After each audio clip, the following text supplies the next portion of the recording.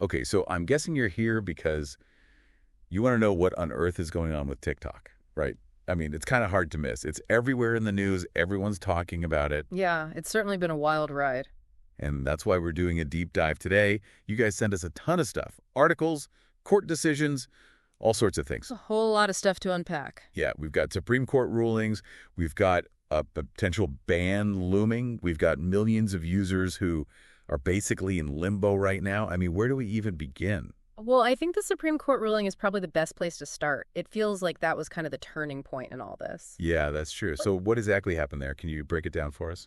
Basically, the Supreme Court decided to uphold this law that's been in the works, and it basically forces ByteDance, that's the parent company of TikTok, to sell their U.S. operations. So they have to sell it or what? What happens if they don't? Or they face a complete ban in the U.S. Wow. So no more TikTok at all? That's what's on the table, yeah. And the whole reason behind this is, well, national security. National security. Okay. Yeah. So can you explain that a little bit? Because I think some people might be thinking, okay, it's just an app.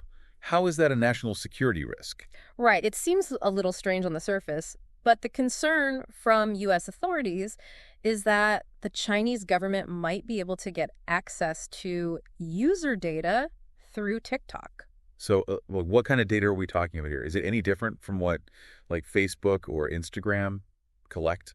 Well, TikTok collects a lot. I mean, they collect your location, your browsing history, things that you type in the app, even biometric data like facial recognition scans if you're using those kinds of filters. I've seen those. But here's the thing. China has this law, and it basically makes it so that companies have to cooperate with the government's intelligence efforts if they're asked to. So that means the Chinese government could potentially get a hold of all this data. So that's why everyone's kind of freaking out. Exactly. It's not just about data collection. It's about who has access to that data and what they might do with it. Got it. Okay, that makes a lot more sense.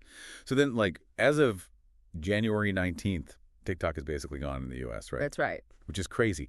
So can you paint a picture for us? What does this actually look like for users who are trying to, like, get on the app? Okay, so imagine you go to open the TikTok app on your phone, and it's just not there anymore.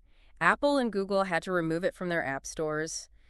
And even if you try to be sneaky and go through a web browser, they've blocked the site there too. Oh, wow. So they've really shut it down. It's not just about stopping new downloads. It's about actually cutting off access for the people who already use the app. Wow. And there's like 170 million users in the U.S., right? Something like that, yeah. That's got to have a huge impact, not just for like casual users, but for people who make content on there, like that's their livelihood. Oh, absolutely. This whole thing, it's not just about these legal battles and politics, it's affecting real people in a very real way. And then there's this whole other layer, too, about free speech. Yeah, that's a big part of this. I know organizations like PNN America have been pretty vocal about the whole TikTok situation.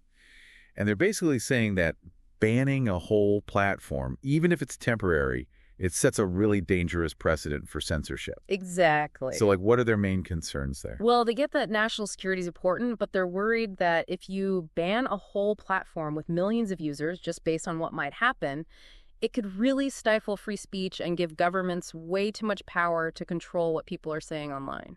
Yeah, so it's kind of a slippery slope. Right, exactly. And they're pushing for, like, more targeted solutions, like maybe some stricter data security regulations instead of just banning things outright.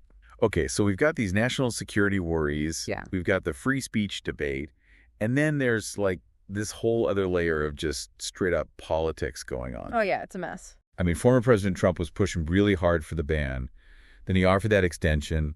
And then the Biden administration came in and it just got like more confusing. It really did. The whole thing happened right in the middle of this political back and forth.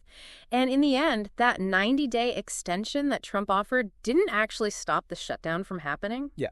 And to make it even better, the Biden administration hasn't really said what they're going to do about it. So everybody's just kind of stuck waiting. It's like a digital standoff. Yeah, it kind of is. So I'm curious, what happens to all the stuff people have posted on TikTok, like all the videos and the comments and everything? Does that just disappear? That's the million-dollar question, and nobody really knows for sure yet. No. Some people are guessing that maybe they're storing all that data somewhere, and it could be transferred if ByteDance actually sells its U.S. part of the business. So there's a chance it could stick around. Maybe, but all those videos and comments and connections, it's kind of up in the air right now. Wow. It's kind of scary when you think about it, like how fragile all our stuff online is. We build these communities and make all this content, and then suddenly it can just be gone. Yeah, it really makes you think. It does.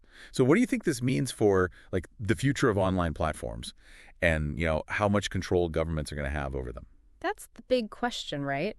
I think this whole TikTok situation really shows how much tension there is between governments and tech companies and just everyday users who are caught in the middle. It's so tricky trying to balance national security with freedom of expression and data privacy, and we're just starting to figure it all out. This might just be the beginning of a much bigger fight about what the internet is going to look like in the future. It's a lot to think about. So today, we've talked about the Supreme Court rulings, all of the political back and forth, and the impact this is having on real people.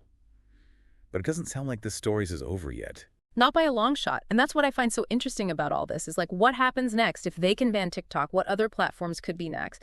And what does that mean for how we communicate and share information and even like make art online? It's a whole new world we're heading into. Totally. Yeah. It's not just about TikTok. It's about what this means for all of us online. So keep thinking about these questions, stay curious, and stay informed. Absolutely. And that's it for our deep dive today. We'll be back next time with another one. See you then.